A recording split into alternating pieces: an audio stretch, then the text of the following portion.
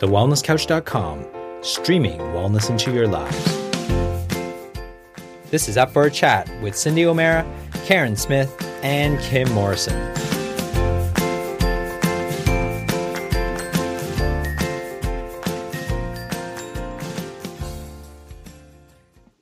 Here we are, up for a chat about the hottest topics that are important to you, inspiring you to awaken the change within. I'm Carren Smith. I'm Kim Morrison. And I'm Cindy O'Meara. And it's late at night. Yes, it is. And I'm in bed. Kim and Cindy are lying in bed. I'm Not locked together. No, that's true. That's true. I'm locked away in my room, all secret squirrel, while everybody in my house has gone to bed, including the fluffy ones. And we have the most extraordinary man joining us on today's podcast, which is why we're prepared to go to the ends of the earth, stay up to all hours of 8:30, and bring this man to you, share this man with you. He's amazing, amazing. And I'm not going to tell you too much because I think that's just going to steal the thunder. But I want you to know that we have a man apparently who has 5 children, didn't know what was causing it, according to Kimmy. I don't know where she was at that time. But we've also got an amazing man who's a doctor of chiropractic, and we've also got an author on Up for a Chat. Welcome, Dr. Wayne Todd. Thank you for being a part of the show today. Good evening, ladies. A man of few words. Yeah, well, I'm not in bed. I just got home from the office and busy day, so happy to chat and give you some of my pearls of wisdom if it's worth anything. Oh, well, I'm sitting with my legs crossed and my fingers together. I'm in the position of Zen. I'm waiting. Didn't know quite where you were going with that one there, too, Kim. Yeah, I was a bit worried there too. Right. I was absolutely worried about that one. You see, no, there was no intention of that. It's just you filthy, filthy minds. That's what that was. Well, I think it would be really good to know that Wayne is actually a very, very close friend of mine. In actual fact, I call him girlfriend. Oh. And it's because Wayne and I, our families have holidayed together and had fun together. And Wayne and I are always in the kitchen at parties, aren't we, Wayne? We are cooking up a storm. We are cooking up a storm. And Wayne's wife, Angela, and my husband are talking business. And that's why he's my girlfriend and Angela's my husband's boyfriend. So that's the way it goes. But apart that's from hilarious. Yeah, I know it is hilarious. But we go for walks in the morning, and I bring you juice in bed in the morning. Yeah. Oh, that's a bit special. Good Lord.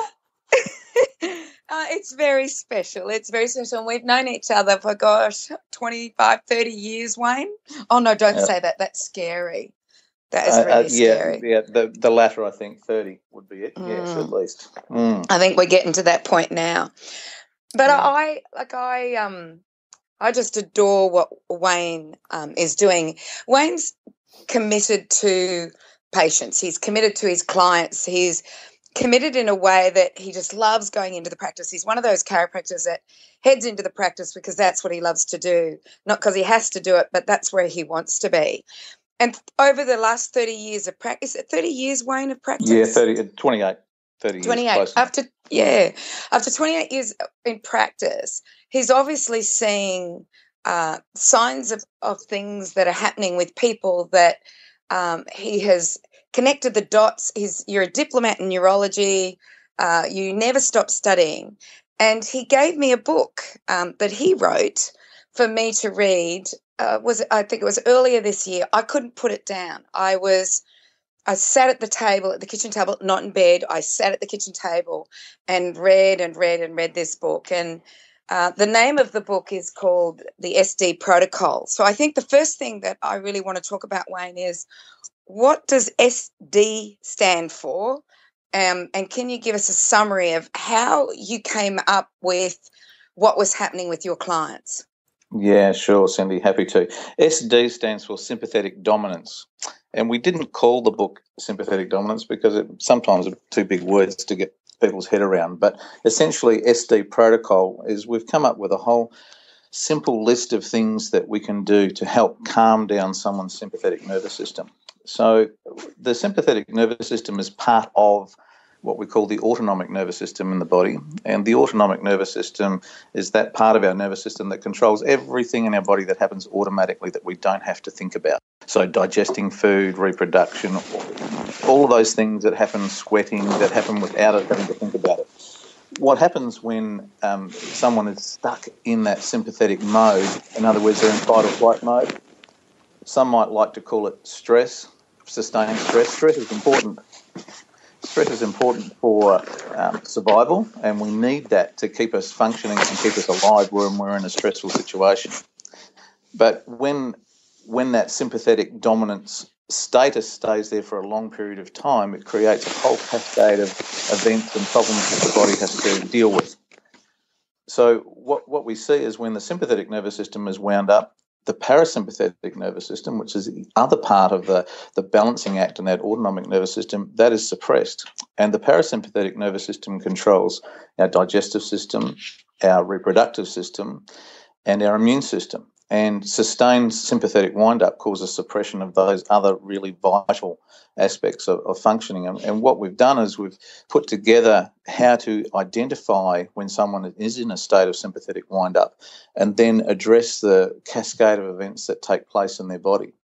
But what's really neat is that we can look at someone and we can pretty much tell them what's going on with them without them having to give us any of their history, and we can fairly easily predict what their health history has been in the past as well, which is really, really powerful when we're interacting with patients and giving them the tools to actually get them out of that downward spiral that they may well be in health-wise. Wayne, how can you tell what's wrong with somebody? Explain that to me. Well, without them giving okay, you... let's just. I'll give you an example. I had a mum brought in her 3 kids for me to see, and she travelled 3 hours to come and see me, and she wanted to get some food sensitivity blood testing done with these children because they had learning difficulties, and one of them was in the autism spectrum, and she'd heard that some of those things may be affected by food sensitivities that could be causing inflammation in their nervous system. This family has regular care, and by another practitioner in Melbourne, 3 hours drive away from us. And she said, "Look, I just want to get these blood tests done for the kids. There's nothing wrong with me, but while I'm here, can you check me as well?" And I said, "Sure, no problems." So that was her intro. There was nothing wrong with me. So when I looked at her posture, we could see that she was in what I call the fight and flight posture. So we could see her shoulders were slightly rounded forward, ready to fight, and her head was slightly dropped forward, ready to run. So what I said to her was, I said, just correct me if I'm wrong, but do you get shoulder and neck muscle tightness that gets worse as the day progresses? Do your shoulders feel like cement? Are you slightly sensitive to light and noise? Do you find that you have to have the curtains pulled in the room at night? And if you're in a hotel room and you had a bright alarm clock, you'd have to cover it over or pull the plug on that because that light would annoy you. Do you get headaches that get worse as the day progresses? Do you sleep lightly? Do you have vivid dreams? Do you feel slightly anxious and or depressed? Do you have digestive upsets? Do you feel a bit bloated, a bit grumbly in the tummy? Possibly have high blood pressure? Do you have problems with inflammation in joints? Do you have digestive issues, particularly gallbladder problems? Do you feel cold, tired, have difficulty losing weight, have dry skin, brittle nails? And do you have hormonal imbalances? Particularly, do you get heavy periods? Are your periods closer together? Do you have mid-cycle spotting? And at that point, you actually said maybe you should be put out to pasture. No. And at that point, she had tears rolling down her cheeks, and she said, "How did you know all of that about me?" She said, "The only thing that I don't have is I don't have the hormonal problems, and I don't have problems with my period." And I said, "Oh, so do you have a Mirena coil, or are you on the pill?" And she said, "Oh, I've got a Mirena coil." I said, "Was it because of all those reasons that you got the Mirena coil? Did you have heavy periods?" And she said, "Yes, exactly."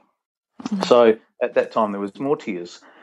So she said, "All of these things that you just described I've had, but I've told them to people and they just think that that's normal for me." So I thought I was going crazy. I thought I was a bit of a hypochondriac, but are you telling me that all of these things are related? So all of those things that we talked about associated with suppression of that parasympathetic nervous system, so suppression of the digestive system, the reproductive system, and suppression of the immune system. So we've worked out when that happens, how do we pattern interrupt that? How do we change that? And so what did you do? Because I'm thinking, so how do you do that? Essentially what we need to do is we need to look at that whole physical, chemical and emotional balance in each individual and work out what their priorities are and assist them at each one of those sides of the triangle. So we know that it's vital to get the digestive system functioning, and we know that we need to remove sensitive foods from the diet. We know that we need to get that gut lining healed so that we can minimise inflammation within that person's system from a chemical side of the triangle, get them eating whole foods and remove pesticides and herbicides and other toxins from their diet to actually help improve their chemical balance. We know that we have to improve the physical side of the triangle, and that's from a chiropractic perspective, we can have a huge impact on helping change posture, particularly that posture that's associated with fight and flight.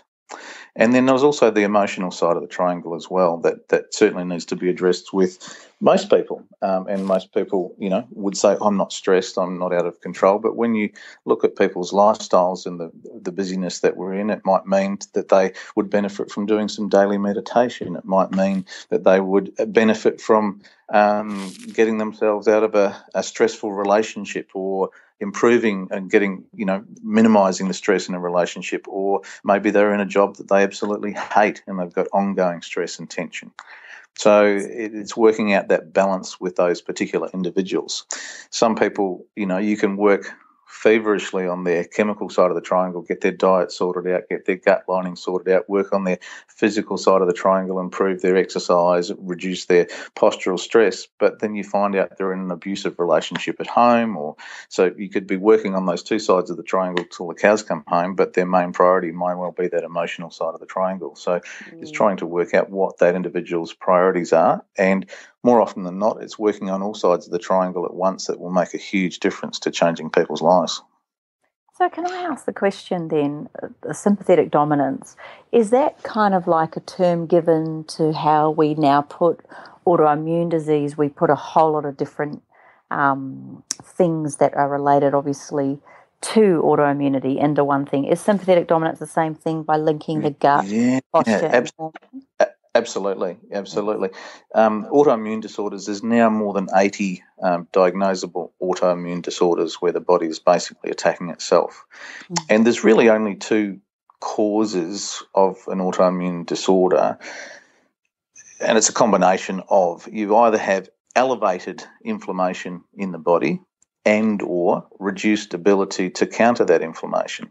So if your own natural production of cortisone is reduced. Cortisone is derived from cortisol, which we release from our adrenal glands. And if your adrenals are exhausted over a period of time and your production of cortisol is reduced, then your own production of cortisone is reduced. So your ability to fight inflammation is not as good as it could be. But you could also have elevated inflammation in the body, which is contributing to that autoimmune disorder. Usually it's a combination of both that will contribute to that body attacking itself. Wow. And so what are the things around sympathetic dominance? I know you've mentioned all those things going on, but is there one of two things going on within that you could look at it and diagnose from that point of view as well? I'm not following. So with regard to a particular autoimmune disorder, do you mean? Well, you just said that most autoimmune 80 diseases or 80 conditions are now associated to autoimmune.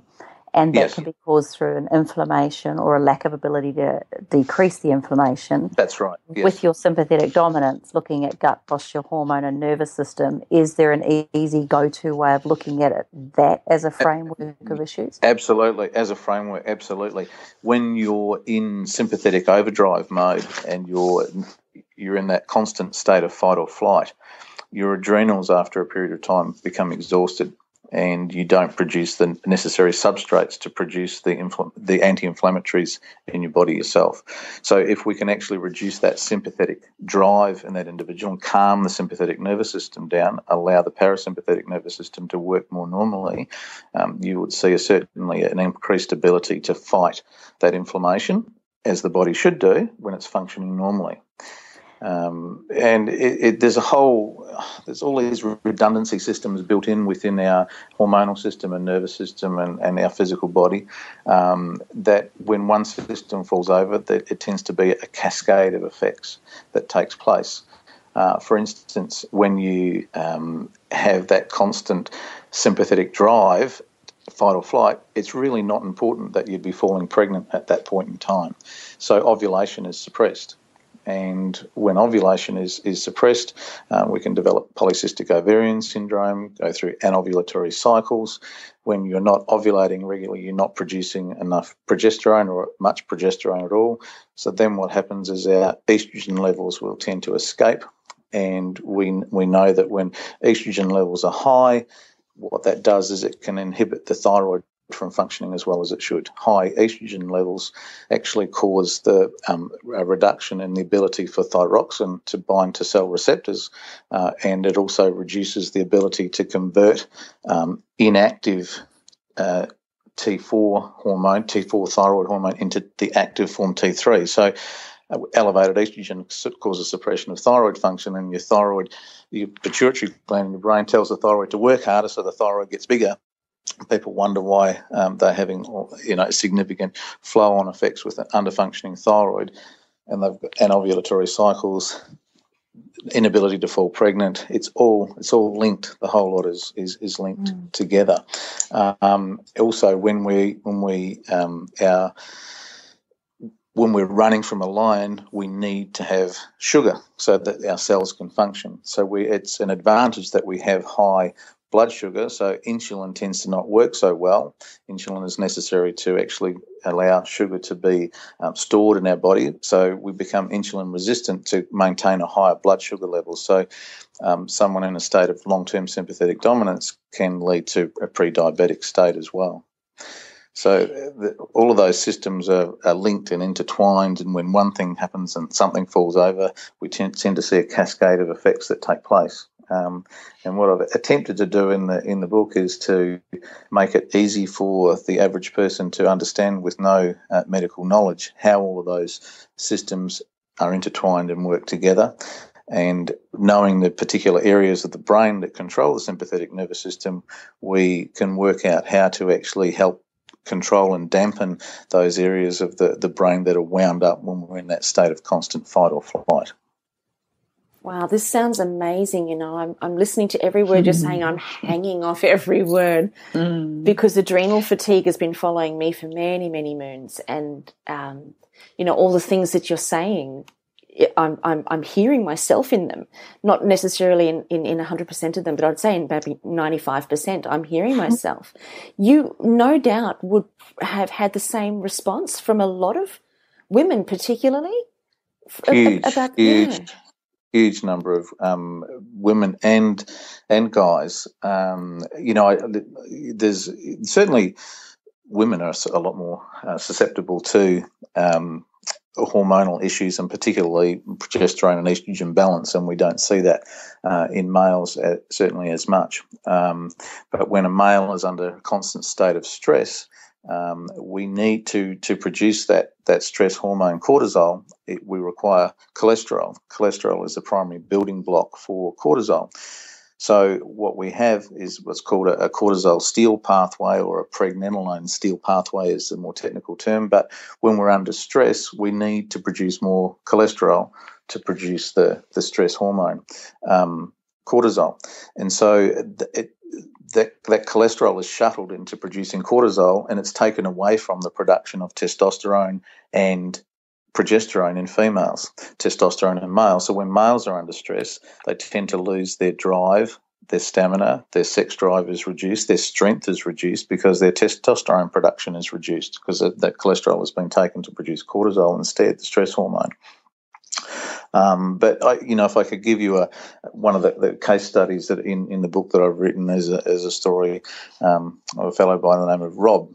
Rob came in to see me. He was a air traffic controller in the Air Force, and he was based in Iraq.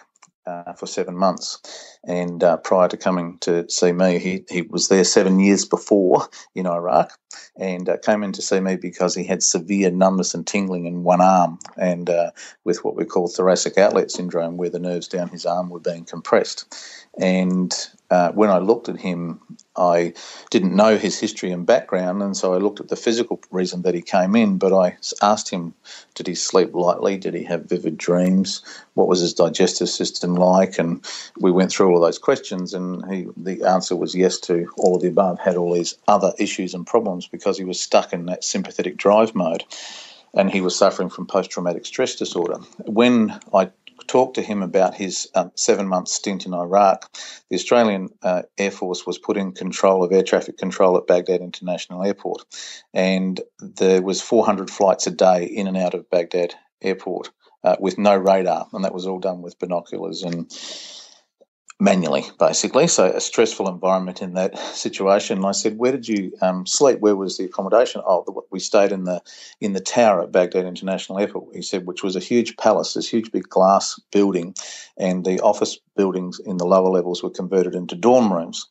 And when they weren't on duty in the air traffic control room, they were placed on sniper duty out on barricades around the top of the tower because there was snipers picking them off in the tower. So it was a fairly stressful environment to be in. And I said, so did they have a mess tent in this tower? And he said, no, they had to travel to the American compound, which was 7 kilometres away. And so 3 times a day there was flak jackets, helmets and armoured convoys to go and have your meal and then come back to the glass house for 7 months. And so you could imagine that he was probably suffering from a little bit of stress around that. But when we started working with him to improve his posture, but also improve his gut, we started meditating to actually calm his brain down. His wife phoned me 3 weeks after he began care, and she said, I just want to thank you for giving me my husband back. And I said, what do you mean? She said, well, I have him back. It's the first time he's been back home in 7 years. He's now not sitting up in bed 8 times a night wanting to strangle someone and punch someone. He's actually resting. He's sleeping. He's actually now laughing, and I have my husband back. So thank you. And so, we see stories like that all the time, and we can really truly work on someone calming the sympathetic nervous system down. So, the sympathetic wind-up does not only affect females, it affects males as well. But the hormonal flow-on effects have a significantly greater impact in females. So can I ask a question, Wayne? If I've been through, I'm not saying it's me personally, I'm just going to say I'm absolutely strung out as a woman. I'm running a business, I've got kids, I'm full on. I've just had some news that, that someone's passed away in the family or something's going on, and you're totally under the pump.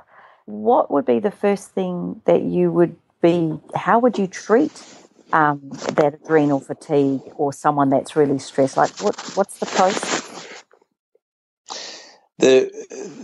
We need to look at those 3 sides of the triangle. So firstly, you need to get diet sorted out and get the gut lining sorted out and get that gut lining healed, because when there's been long-term sympathetic wind-up, that gut lining becomes semi-porous and we develop a leaky gut membrane. So we've got to heal that membrane. We've got to remove offensive foods from the diet that person could be reacting to, but obviously we've got to clean, Cindy, we're not talking anything new here. What you've been singing for so many years, we've got to get back to basic foods and remove irritants from our diet, remove pesticides and herbicides and processed foods and wheat, and there's a whole gamut of things that we do to improve that. So we've got to look at that. We've got to change that person's posture. So just before you go on from there, Wayne, is it so? Just so that I can get this really clear, you're basically saying get clean.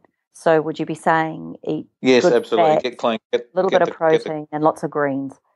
Yes, absolutely, from a dietary perspective. But then what I also do to really fine-tune the process, I send people for an IgG food sensitivity blood test, which assesses 93 different foods, and we work out if there is any particular basic food groups that person might be reacting to, where those foods may well be leaking through your digestive membrane in very small microscopic quantities, but causing an immune response in that person's bloodstream, and we get the release of inflammatory markers, which then will attack other tissues in the body. So once we identify what foods that person has leaking through the digestive membrane, pull those foods from the diet, it reduces generalised inflammation in the body. Then we've got to heal the gut lining, get that sorted, remove other chemical irritants, underarm deodorants and perfumes, aftershaves, all those sort of things that we personal care products, care product, all of that to help improve, and that's the chemical aspect. Then we look at the physical more on chemical side of things. What I would additionally recommend for people is to make, from a nutrient and supplement perspective, to assist adrenal function, is magnesium is hands down vital and essential for people. They will be magnesium deficient when their adrenals are under functioning or when their adrenals are exhausted. So magnesium supplementation. And also the herb called withania. Withania is one of the very few adaptogens which stimulates and supports adrenal function. So that will help to rebuild adrenal function and get those adrenals working better, those two supplements. Then we would also look at the physical side of the triangle from a chiropractic perspective. We employ specific adjustments when those practitioners who are trained and know how to actually correct that postural pattern. There's very simple, very specific corrections that we can make that will help make it easier for people to change their posture. So we get them lying on posture correction devices, like a posture pole, to actually change their upper back posture and reduce that sympathetic wind up. We get them doing other specific exercises that will help to retrain their posture. Then there's that emotional side of the triangle as well, and getting that minimised. And, if someone, as you said before, the busy mum and business and hectic lifestyle, trying to work out how they might be able to put into some strategies which may help minimise the stress in their life from that perspective, getting their husband or partner or spouse to assist more with kids, or changing their work schedule, working at different times of the day, or trying to work out how they may minimise that stress component, and employing some meditation to help calm that busy brain down. But it's a combination of all of it, not just one thing. There's no one magic panacea. That we find the more of those aspects of the sides of the triangle that people work on, the quicker things will change and calm down. Are people open to this? I mean, if you turn around and tell an incredibly stressful, menopausal, full-on, unbelievable woman to do all of these things, you might be lucky to still be alive when she starts telling you all of these things. So I'm just wondering, it's massive. Be very afraid of the woman with menopause. But, I find, when you can address and identify a number of issues that people have been having without them telling you about it, and they're going, oh my God, this is me, how did you know that? And is there an answer? What can we do? How can we help? Most people are extremely open to what they can do. They're tether usually too, aren't they? They're what, sorry? At the end of their tether, they're like just absolutely. They've often been in this situation for years and years. So if they can see some light at the end of the tunnel, and it's so rewarding to see people change. You can see people change in a few weeks. It doesn't usually take terribly long at all. Well, that's the thing that I'm hearing. I mean, we've done nearly 140 podcasts, Wayne, and to be honest, what we're hearing from you is not new amongst the way we all talk and the different people that we've had on the show. I wouldn't be surprised that you wouldn't get a very quick reaction, given those quick, instantaneous things you can bring in that have such a powerful effect on the body. What's it like? I mean, are you getting these sort of symptoms in young people as well? Is it a mainly female? Is it like, what's the whole conglomerate looking like? It's now younger, and our modern technology is certainly not helping. Our technology with iPads and phones and computers, laptops, none of which are ergonomically designed appropriately, and it's certainly creating a constant feedback loop to the brain to wind that sympathetic nervous system up. People going to the gym. How many people go to the gym, and what muscle groups do they focus on? They're doing push-ups, bench presses, pec decks, boxing classes, they're all working on their upper body front muscle groups, which is firing up those the anterior muscle groups that are telling the body to get into that fight and flight posture. It's just reinforcing the whole sympathetic wind-up. So we need to actually change that exercise paradigm, start stretching those front muscle groups, toning up the extensors, getting them to do ergo, rowing machine, or rhomboid extension work, just minimising the work on the pecs, stretching those muscle groups. And then people go, that makes sense, when we can explain how it's all related. And the more aspects of it that you work on, the greater you'll see change. And that's the thing that, what prompted me to write the book was being demanded upon by a number of patients. You've got to write a book. You need to explain this to more people. So I thought of writing the book and I'd be all done, but it's actually going a bit nutso now. So the workload is looking like it's getting greater for me. And a number of times throughout this journey of preparing, getting the information together, I thought, why am I doing this? This is so much time. I just enjoy seeing my patients and having a happy life. But then the next day go to practice and you have people break down in tears. Thank you, you saved my life. It's turned me around. It's like, I can't not do this.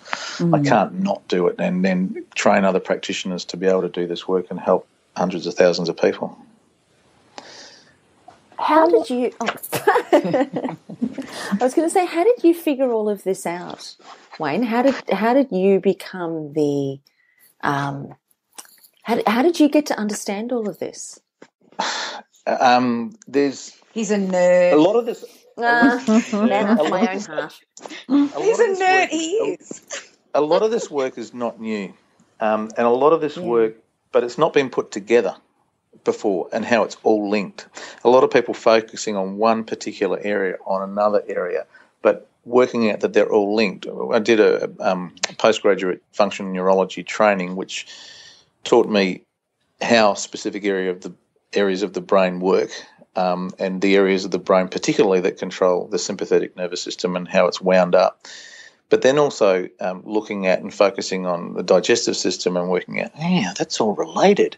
And then, we have had a holistic environmental GP working in our practice for over 10 years, specialising in natural hormonal balancing, and seeing the work that he was doing and interacting with patients. And I'm thinking, no, that's related to that, and it's all related. And when patients, come in and present with weird and wonderful problems, I am a bit of a nerd. I've got to stay up until 2 a.m. researching how that works and what can make it better and change. And then you start to come across lots of dawnings. It's like, it's all related. The whole damn thing is connected. And so it's putting that together in a package that people can understand. Well, I'm intrigued that you got 5 kids in amongst all of that as well, I'm just saying. So, yeah. Good work there, Wade. Can I also ask you a question around with the chiropractic side of things? Would that be a recommendation of, would you be seeing them twice a week over a certain period of time? Is it more than that? Is it less than that on top of everything as well? From a chiropractic perspective, let's say that someone had never had chiropractic care before and they presented to my office and that had all of these issues that we've talked about, and let's say they were a person in their mid-40s, to change that pattern, if they've had a significant postural pattern, you may need to initially see that person a few times close together to get that pattern to change. So we might adjust someone a couple of times in the week for 2 or 3 weeks, and then you'll see that postural pattern starting to change if they're doing the work at home, the home routines, home exercises. Then you would adjust them less, so you might adjust them once a week for 2 or 3 weeks, and they'll become more stable after a week, and then you'd continually doing the exercise, you'd see them less and less frequently. Would they need to see you in the office, to a point where should they choose to, if they wanted to maintain that optimal function from a physical perspective, that person might well be checked on, say, a once-a-month basis preventatively, should they choose to do that. But initially they may need to be seen a few times to get that physical pattern to change. Doing that in conjunction with everything else, with the chemicals side of things and the gut function and mindset, you'll see significant improvement. But that getting specific adjustments to change that postural pattern is, we've seen, integral in getting that quick change in people. And you use that tool, don't you? That that they use, where they use at night and or during the day, just when they're laying down, which I think just helps so much to help them the posture bring pole. those shoulders back. Yeah, that pole. Absolutely. That It's a thing. pole. It's like a half foam roller is another name for it. You ladies may have seen them in gyms. They're about a bit over like a metre and a half long. A half foam roller. If you had, say, 3 big beach towels, lay them one on top of the other, and roll them into a big long roll. You'd lie on that as an option as well, with your head on it, your tailbone on it, knees bent, feet flat, palms up. It just allows your shoulders to drop open and opens up that whole upper thoracic area, the upper back area, the chest area, and helps to stretch that and helps to change the posture. Oh, I'm stretching as we're talking. Actually, it makes you really aware of it. The simplest exercise I get people to do throughout the day is to, when they're standing or sitting, imagine that they have a hook screwed into their sternum or their chest bone. They have a cable with a huge helium balloon that's actually lifting them up off the ground by their chest, by the centre of their chest, which takes the chest up and out, shoulders back, the chin comes in a little bit, and you'll actually feel your buttock muscles contract as your pelvis gets pushed forward, which will reduce that lower back curve as well and help take the tension off the lower back. One of the things that we commonly see with someone who's in that forward head posture, rounded shoulders, so that that person doesn't fall over, the body compensates by increasing the lower back curve, which increases the sway in the lower back, which then rams those joints together at the base of the spine, and they get chronic lower back pain as well, right across the belt line area. So when you change the upper back posture, you'll change the posture in the lower back. And that upper back posturing is purely protective, fight and flight. And it's just that primitive reflexic underlying area of the nervous system to keep us safe and keep us protected that's firing. And that happens without conscious thought. So we've got to pattern interrupt that and change that pattern. Makes a lot of sense. I'm sitting here the whole time just nodding my head going, yes, yes, yes. I see, said the blind man. This makes so much sense. And that's what we're finding now. The book we've only had back from the printers about 3 weeks. So right. I'm now getting patients coming in who've read the book this last week only. And what we're seeing is they're going, thank you so much for writing the book. I now understand what you were talking about, and it makes so much sense. And they're coming in and buying copies of the book to give to friends and other people that they know who have got all these issues going on because it's so commonplace. But they said it's easy to understand. Now I know why it's really important to change my posture. Now I know why. And now I know why it's important to get my gut sorted out. I was eating really well and I sort of went off the wagon, and now I'm back on it. I've got to get that sorted. I've got to get that, because that's why I'm having issues with fertility or whatever the case may be. And what's the whole thing with the red lenses as a part of the whole protocol? Yeah, that's one of the things that we get people to do is when one of the areas in that brainstem is wound up, it's our primary receptive neurons for light input. So when light comes, when we're running from a lion, we need to be really visually acutely aware. So we'll be really sensitive to light and very sensitive to sound. So one way in which we can dampen light input to that area and calm that area of the brain down is if we imagine a colour spectrum of the rainbow, red at one end of the spectrum, that wavelength of light is a very long, slow wavelength, and blue at the other end of the spectrum is a high-frequency wavelength. So if we put a red filter in front of our eyes, everything coming back into that area of the brain has a long, slow, calming wavelength. So it could be red tinsel paper, but we've had specifically made red lenses which will help to dampen the light input to that area of the brainstem. And the more of those specific areas of the brainstem that calm down, the whole lot will calm down.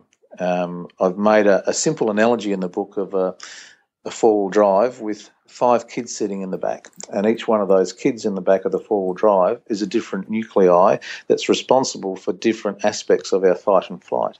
So one of those kids is responsible for light input, one's responsible for sound input, one is responsible for our whole sympathetic nervous system activation and firing up muscle tension, muscle tightness to get us ready to fight and flight. So and all of those kids, if one of them's activated, they're all activated. It's like one in the back of the car going, Mum, he's looking at me, she's biting me, he's staring at me. When one gets agitated, they all get wound up. So if we can help to calm one of them down, two of them down, then the rest of them start to calm down. We calm most of them down, the whole lot becomes a calm car. So the mum and the dad in the front seat of the car are the left and right sides of the brain, the higher cortex, and their role is to constantly dampen those kids in the back of the car. So without Valium. Yeah, without Valium. No, you usually reach around and give the closest knee a horse bite, whoever it is. I remember that. You haven't tried that? No, I don't have kids, but I remember getting those. Yeah. I bet you got a lot to do. I did. It's always a good trick because you put as the driver, you put your left hand back through the middle of the car, and the kids know it's coming, so they'll all shimmy over to the sides of the car. But you trick them, and you put your right hand back and grab the one closest to the door. Oh my God! Hey, do you know what's really interesting is just talking about the rose-coloured glasses. You know, we all talk about rose-coloured glasses, but if you look at daylight, is the blue light is the main light, and if you look at night as hunter-gatherers or through our evolution, we would have had firelight, which was that red-orange colour. Absolutely. So that was our time to calm down. That was usually when we'd stopped our hunting and our gathering and our need to be aware. We may have been within a cave, and that was the light that helped calm us down. And what I love about your whole protocol, it is all about us looking at the way we evolved and getting back to calming ourselves down instead of being in that flight or flight, which is stress. Yes, absolutely. And when you talk about that red light, I mean, you may have spoken on other podcasts about flux.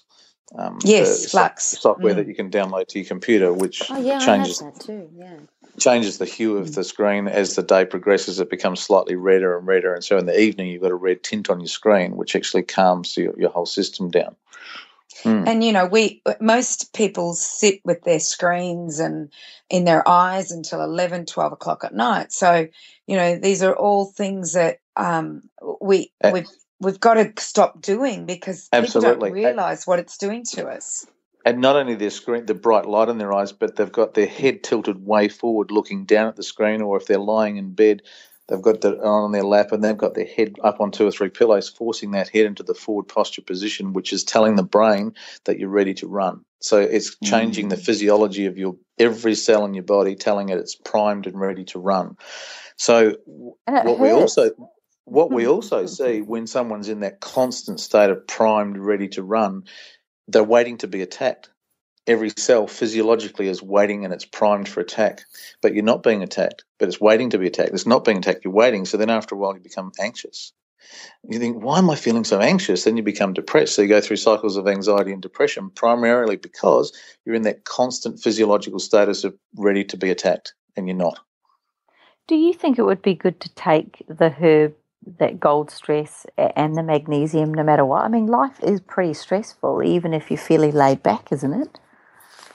Yeah, it could be. There are some super laid back individuals who, what? There's not many. There's not many of those. So magnesium is something that you can't store as well. So magnesium is something that is certainly a great thing to have on an ongoing basis. And there's many different ways that you can take magnesium as well. Magnesium, one of the best ways to absorb it quickly is a colloidal magnesium form, liquid form, which gets absorbed directly in through the intestinal system. But magnesium oils are fantastic as well to be absorbed through the skin. So a fantastic thing to be using is magnesium oil as an underarm deodorant. Because magnesium unless chloride, you've waxed. Yeah. I found that last week, actually, particularly on the bikini line. It was really stung. Oh, my goodness. No wonder she calls you girlfriend. Exactly. But, yeah, not on the day of shaving or waxing do you put magnesium oil in your armpit. But having said that, it inhibits the growth of bacteria because it's a high mineral salt, and you're getting it absorbed directly in through your lymphatic systems in the armpit. So it's an awesome thing to use as a natural deodorant, but at the same time you're getting the double whammy of absorbing magnesium into your system. I do a thing every day called a body boost, which has, a carrier oil, essential oils, and the magnesium chloride. And every day, morning and night, you put that on. And I think it's such a powerful tool to make sure you get that magnesium in. You were just saying before about the colloidal. Does that come in drops, does it? Is that what you mean? Yes, yeah. It's a liquid form of magnesium, yeah. Really good, I don't know which one you're doing, Wayne, but Full Health does a really good magnesium, a colloidal magnesium, and that's produced here in Australia. So I don't know which one you've got going there. Biological therapies is the one that we use, and they actually make medical grade injectable mineral supplements as well. But their liquid colloidal form that you swallow is probably one of the highest grade and highest amount of magnesium that I've seen anywhere on the market. It gets absorbed really quickly, and it's really high potency. I like the sound of it. I'm actually on your website now, my friend, and I've just ordered 3 bottles. Yeah, I'm just ordering I've got myself the adrenal those. stress. What else do I need? And the glasses. Get the glasses, Kimmy. We need the glasses. And I've got the posture correction device because my back's completely so. Do you think a lower back disc problem could be associated to sitting at my computer, obviously, long periods of time? Is that... Yeah, I mean, lumbar disc problems. I mean, my kids often say if we've got 5 kids and one's a qualified chiropractor, one's halfway through studying, and I've got 2 others who want to be, so we might get 4 out of 5. And but anytime we're talking about case studies or patients, and they'll look at me and they'll go, "Yeah, let me guess, Dad, it's the S-bomb, isn't it?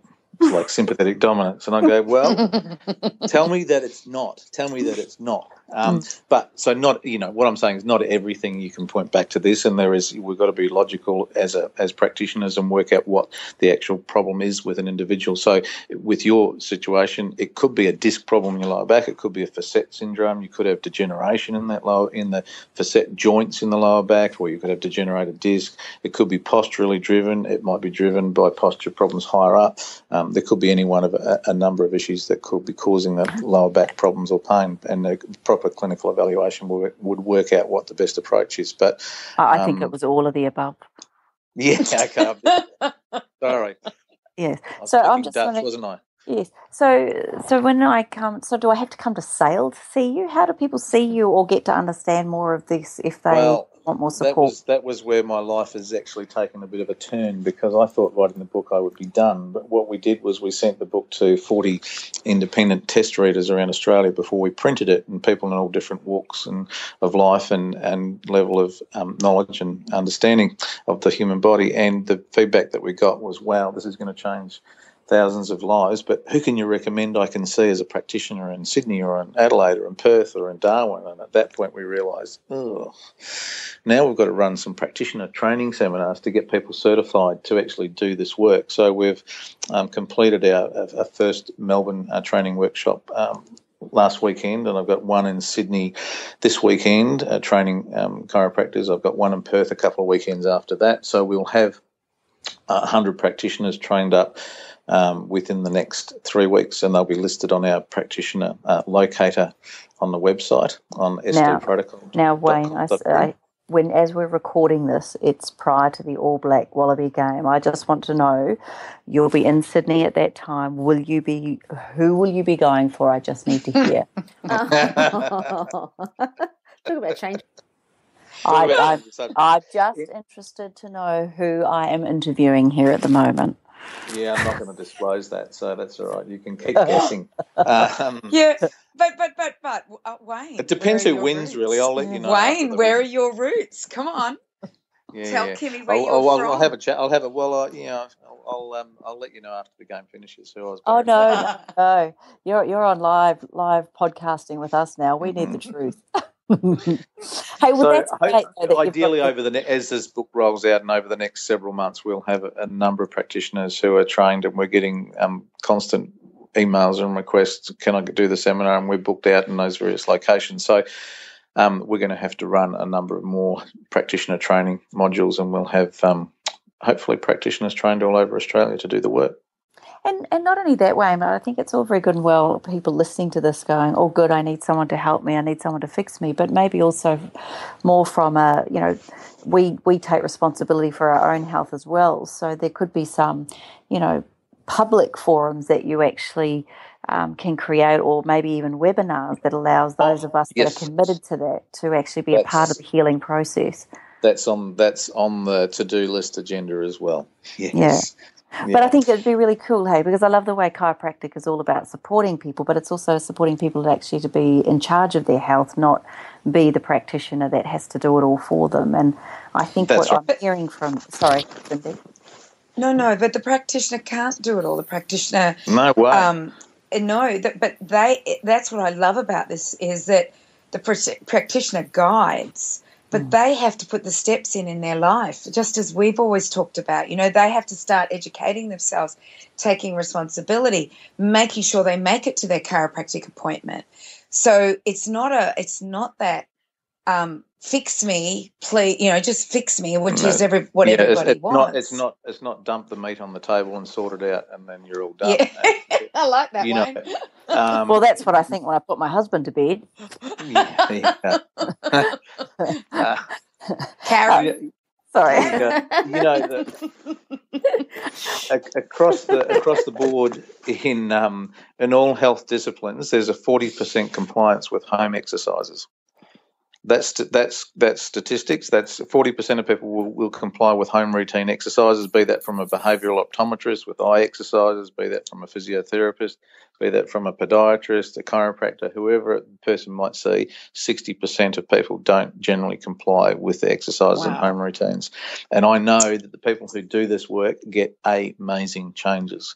And when you walk in a room, you see someone, you go, "How you been going with your posture pole?" "Oh, yeah, I've tried to. I've done it probably once in the last 2 weeks." Well, guess what? It's not going to work. I had everybody in the office today, Wayne. You'll be very proud of me. I had everybody in the office after my gorgeous chiropractor, Mark Postles, told me that I needed to do, to help with my lower back, doing the tennis ball between the knees and the whole pelvic floor thing. And everyone's going, "What?" So I had the whole team at the work today, everyone down on the floor doing their exercises with me. Was this for contraception or what? What are you talking about? Touche. Oh, touche for the tart. I so love that. Hashtag tart. I wanted to know that you mentioned about on the one part of the triangle, obviously the emotional side of it. Does NET come into developing, or any sort of EFT or anything as well? Part of the protocol? Absolutely. And that emotional side of the triangle, it could be mild, it could be, work stress, it could be, just day-to-day busyness. It could be that person's had a significant emotional trauma in their life, a death of someone close, a horrific experience of, molestation when they were younger, or, severe situations that can plague someone, and they may well need, significant and professional help with some of those issues on the emotional side of the triangle.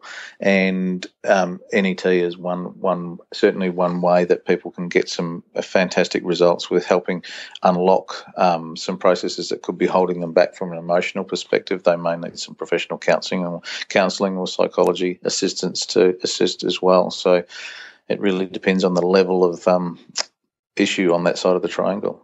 I love what I love about this whole protocol is we're just not looking at one part of the body. We're just not saying, hey, the thyroid's not working, TSH scores are bad, let's give you T3.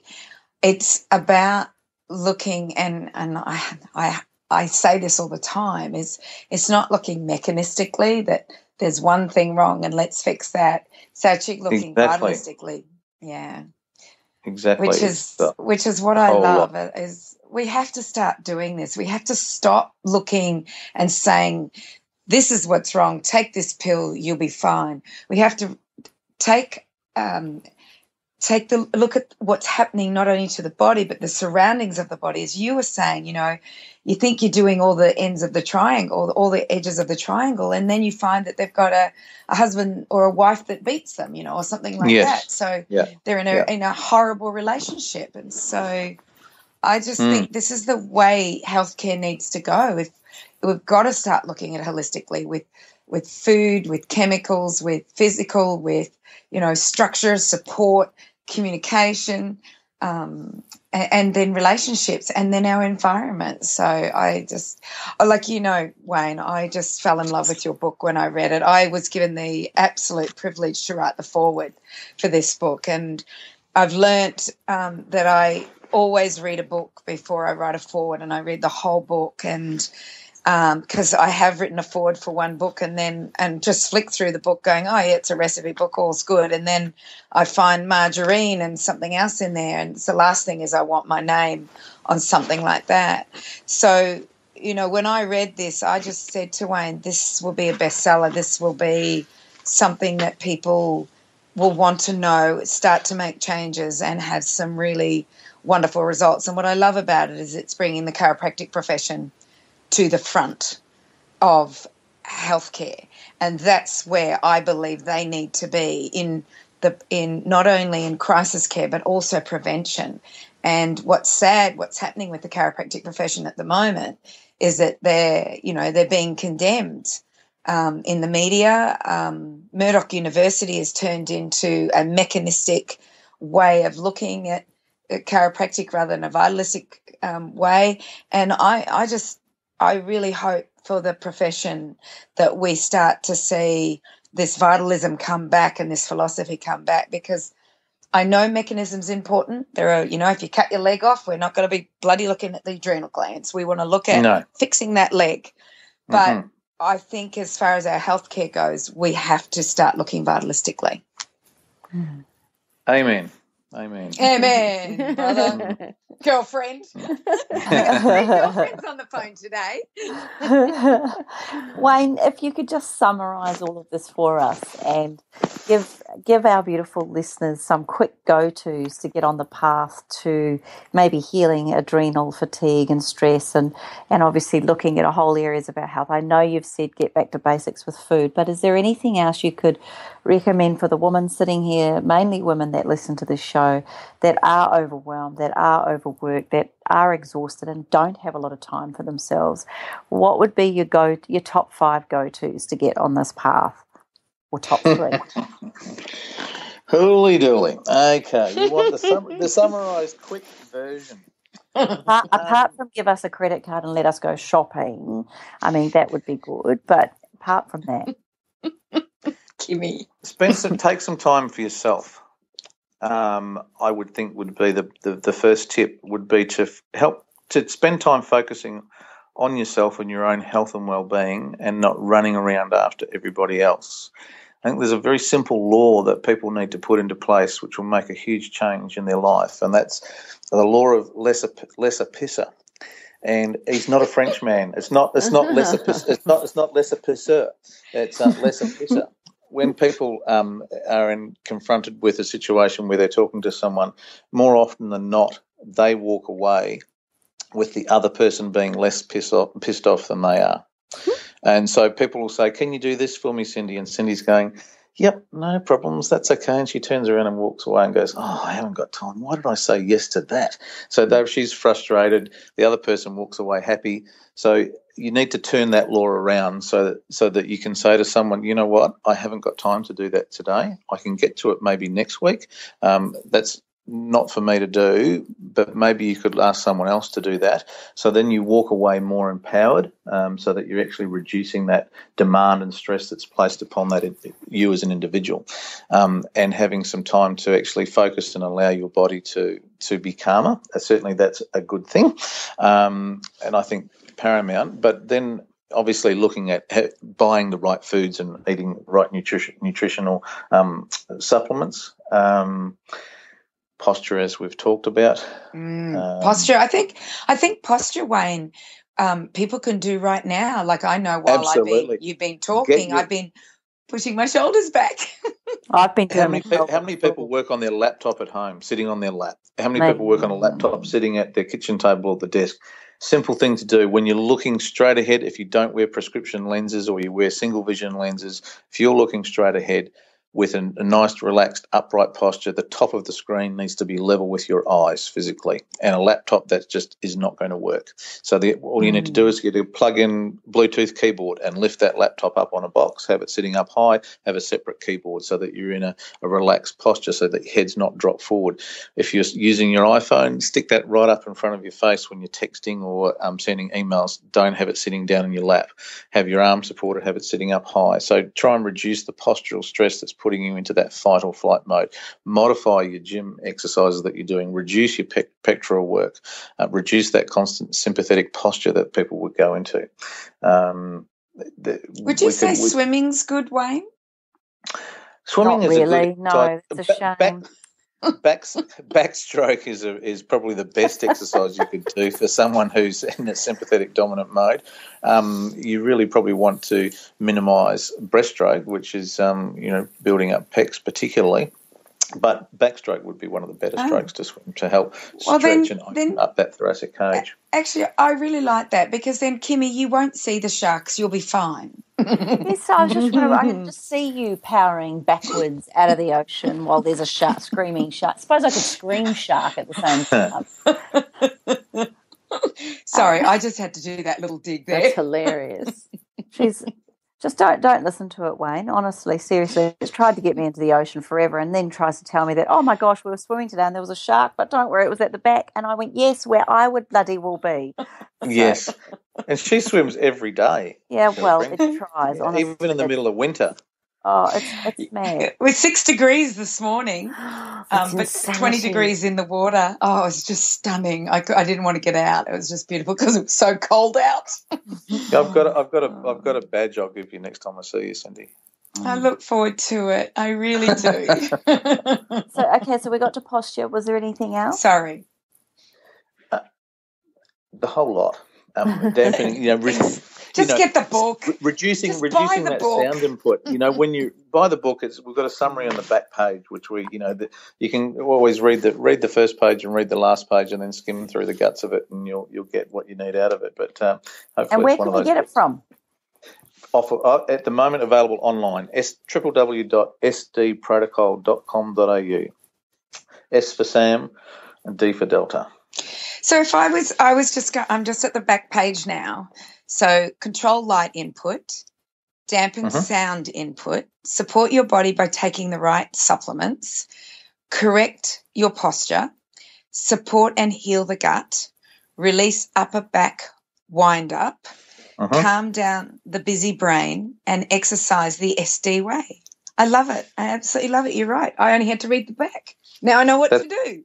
The back page, there's the summary, and then all the details are in the book for how you specifically can go through that. But how to reduce sound input, how do you dampen that? You might get some wireless headphones to put on the kids if they're watching TV, or turn the volume off, or get them to go into another room, or how many people are like, would you turn that down? Would you stop tapping? That's annoying me.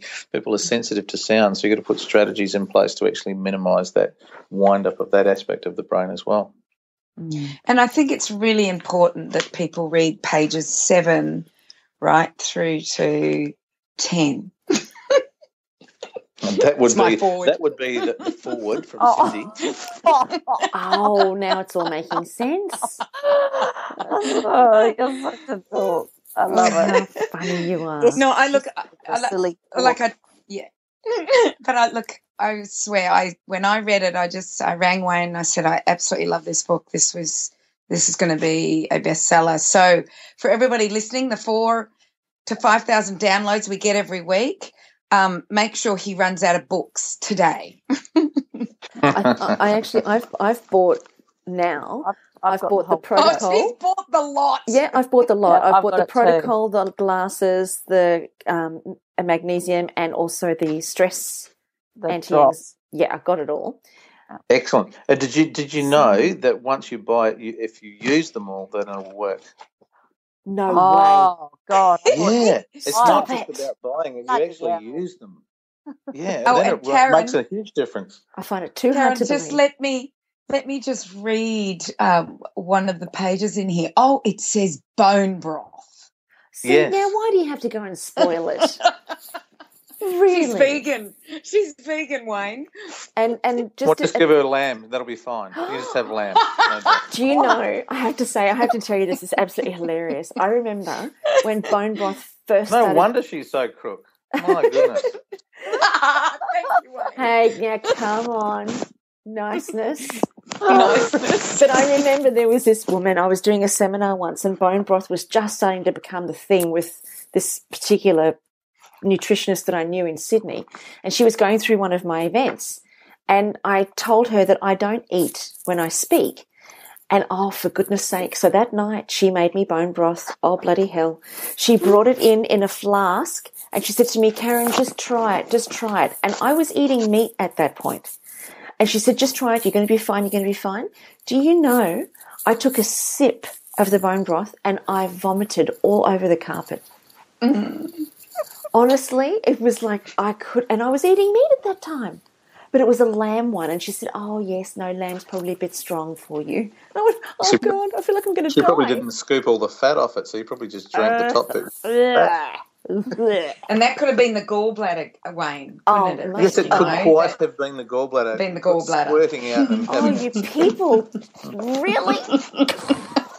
Oh, no, I've got my hand covering my eyes. Why? I don't know. It just makes me feel better.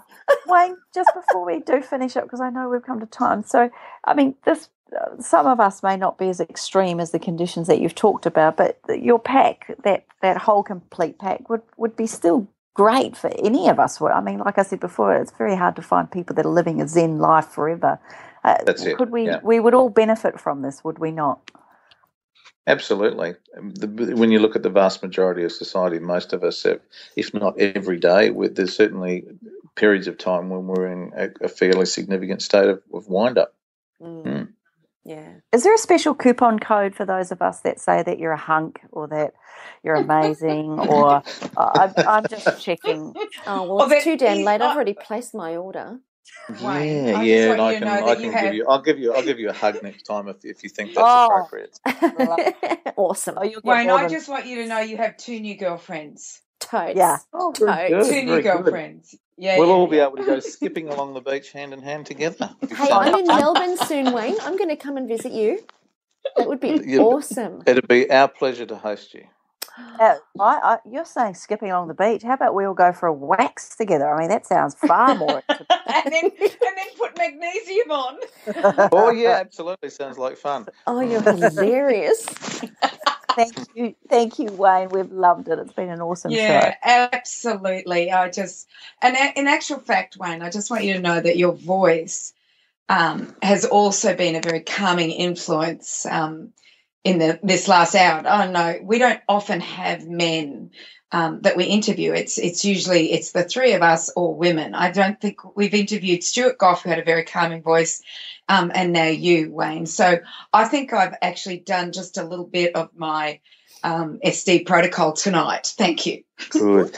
It's not quite Deepak melody, but it's no, or Eckhart Tolle. Definitely not Eckhart Tolle. But it was lovely. It's been awesome, Wayne. Thank you so much. Your wisdom has been amazing, and everything that you've shared is no doubt going to really bring a lot of awareness and open up a lot of eyes. So thank you from the bottom of our bottoms. It's my pleasure. My pleasure. So for everybody who's been listening to today's podcast, make sure that you follow Wayne up and you go to his website where you can pick up a copy of his book. I'll just bring it up it's sdprotocol.com.au. So make sure that you head on over there, and as Cindy said, sell that out. Go nuts. Every household should have a copy, I'm sure of it. So make all of your posts and your comments at our Facebook page at allthews.facebook.com/up for a chat. You can also post all of your comments and questions for Wayne at our, on the wellnesscouch.com/up for a chat. I don't know why I get so tongue-tied these days with it. Even then I just said see, I can't say tongue-tied. See, SD protocol needed for Carren Smith. Oh, bring it on. Put your red lenses on. Hurry up, Australia Post. Thanks again, everybody, for tuning in. Join us here and Up for a Chat next week and become part of the ripple effect that's changing the world. We're going to see you on the ride. Bye, everybody. This has been a production of TheWellnessCouch.com. Check us out on Facebook and join in the conversation on Facebook.com/TheWellnessCouch. Subscribe to each show on iTunes and check us out on Twitter. The Wellness Couch, streaming wellness into your lives. Whilst the Wellness Couch presenter endeavor to provide accurate and helpful information to their listeners, these podcasts cannot take into account individual circumstances and are not intended to be a substitute for health and medical advice from a qualified health professional. You should always seek the advice of a qualified health professional before acting on any of the information provided by any of the Wellness Couch podcasts.